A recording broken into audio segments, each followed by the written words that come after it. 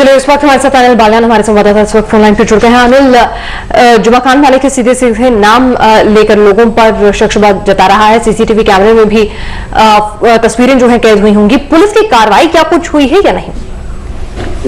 जिस तरीके से पूरी वारदात को अंजाम दिया गया और जो विकास नगरपुरिया है ये इलाके का घोषित बदमाश है और दिल्ली पुलिस ने इसके सर पे 50,000 का इनाम भी रखा है, उसके बावजूद भी ये इस तरीके से वारदात को अंजाम देकर निकल जाता है, बेहद ही चौंकाने वाली बात है। और दूसरा इसमें सबसे अहम पहलू ये है कि कुछ दिनों पहले ही जो नजरगढ़ के विधायक भरत सिंह इसी गांव से आते हैं, बिचाऊ गांव से वो है। जैसे कल पुलिस को खबर मिली कि बिचाऊ के अंदर ऐसे कुछ लोग जो बदमाश और गुंडे लोग हैं फायरिंग कर रहे हैं, तो पुलिस की सांस अचानक से फूल गई थी, क्योंकि अभी विधायक पर हमले का मामला सुलझा भी नहीं कि कहीं कुछ ये फिर से कोई गैंगवारी हो या फिर किसी को इस तरह का विधायक के किसी जानने वाले का अटैक किया गया। तो पुलिस भी आनंद में यहाँ जैसे ही पहुंची और तब पुलिस ने राहत की सांस ली जब उन्हें पता चला कि ये भरत सिंह या किसी उनकी फैमिली या किसी रिश्तेदार पे हमला नहीं बल्कि ये कोई तेजवीर है बिचाऊ का रहने वाला, उस पे विकास नगरपुरिया जो कि इलाके का घोषित बदमाश है, उसने रंगदारी मांगी है घर में घुसकर। जब उन्होंने पूछा रंगदारी मांगने का कान, तो कोई कान ना बता के सीधे तौर पे कहा गया या तो आप अगले हफ्ते 50 लाख रुपए का इंतजाम करिए वरना आपको मौत दे दी जाएगी। और विजुअल में साफ दिख रहा है किस तरीके से सीसीटीवी में कि जो ये विकास नगरपुरिया और उसके साथी जो गैंग में शामिल हैं किस तरीके से बेखौफ होकर हथियारों के साथ आते हैं और तेजवीर के घर को नोक करते हैं और फिर कैसे फायरिंग करते हैं। तो फिलहाल ये जिस तरीके से कहा जाए कि पुलिस भी कहीं ना कहीं पुलिस का भी ढीला रवैया इसमें सामने नजर आ रहा है कि विधायक भरत सिंह को इतनी बड़ी वारदात होने के बाद उसी के गांव में फिर अरे सवाल जब ढीले रवैये की बात है, विकास नगरपुरिया जिस तरह से रंगदारी वसूल रहा है, बल्कि हम कहें उस पूरे इलाके में ये स्थिति होती है कि विधायक के ऊपर गोली चलाई जाती है। आखिर वजह क्या है कि यहां पर क्या वाकई माफिया इस कदर पैर पसार चुका है कि पुलिस के लिए या वहां के मौजूदा पुलिस स्ट्रक्चर के लिए उसे काबू करना उसके बूते की बात नहीं रही?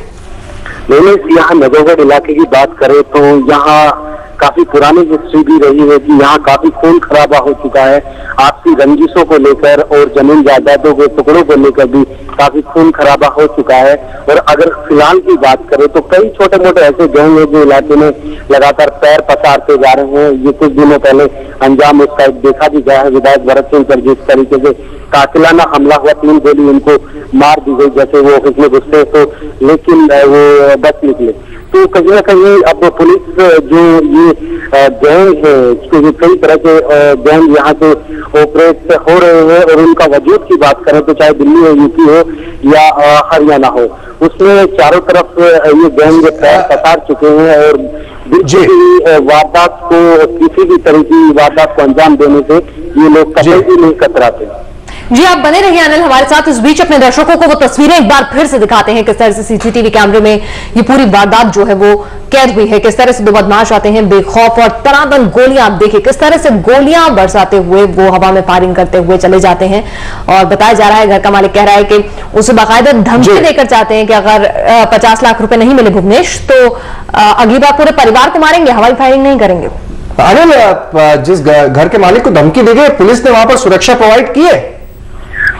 भुवनेश, जो घर के लोगों का कहना है, उन्होंने कहा है पुलिस को इत्तला दी गई है, तमाम चीजें हुई हैं, लेकिन पुलिस की तरफ से अभी तक कोई सुरक्षा मुहैया परिवार वालों को नहीं कराई गई है। जो तेजवीर है जो इलाके के SHO, इलाके के DCP, ACP क्या कहना है? क्योंकि उनके घर पे हमला हुआ है, धमकाया गया है, हवाई फायरिंग की गई है, घर की दीवारों पर गोलियां चलाई गई है, 50 लाख की रंगदारी मांगी गई है, दिल्ली पुलिस के इनामी बदमाश ने मांगी है, उसके बावजूद भी सुरक्षा नहीं। कल करते कोई हादसा हो गया, वारदात हो गई तो कौन जिम्मेदार होगा?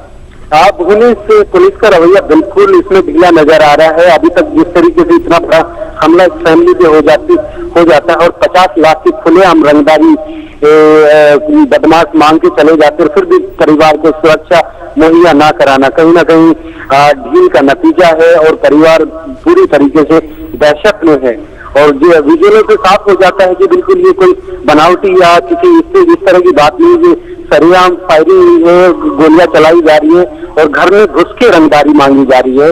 तो पुलिस के आला अधिकारियों से हमने संपर्क जब साधा तो पुलिस इस मामले में फिलहाल कुछ भी बोलने को तैयार नहीं, क्योंकि आखिरकार इस पूरे मामले में पुलिस की किरकिरी हो रही है और जो इलाके में छोटे मोटे तमाम तरह के जो गैंग है वो पुलिस के काबू से बाहर नजर आ रहे हैं। भुवनेश जी, इस तमाम अपडेट के लिए अनिल आपका शुक्रिया। तुम्हारे संवाददाता अनिल बालन बता रहे थे। भुवनेश, इस पूरे मामले ने कई सवाल पुलिस की भूमिका पर भी उठाए हैं। स्वाभाविक है, तभी इतनी हिम्मत हो रही, वरना अगर पुलिस अपना काम पूरी ईमानदारी के साथ और पूरी हिम्मत के साथ करती तो ये हिम्मत अपराधियों की नहीं होती। बिल्कुल। और भुवनेश, एक आदमी सोचता है कि सीसीटीवी कैमरा अगर वो लगाएगा और अगर कुछ ऐसी अनहोनी घटती है तो चोर तक, अपराधी तक पहुंचने के लिए पुलिस को मदद मिलेगी, लेकिन शायद पुलिस को मदद देना नहीं चाहती क्योंकि दूसरी घटना भी इसी ओर इशारा करती है। बिल्कुल।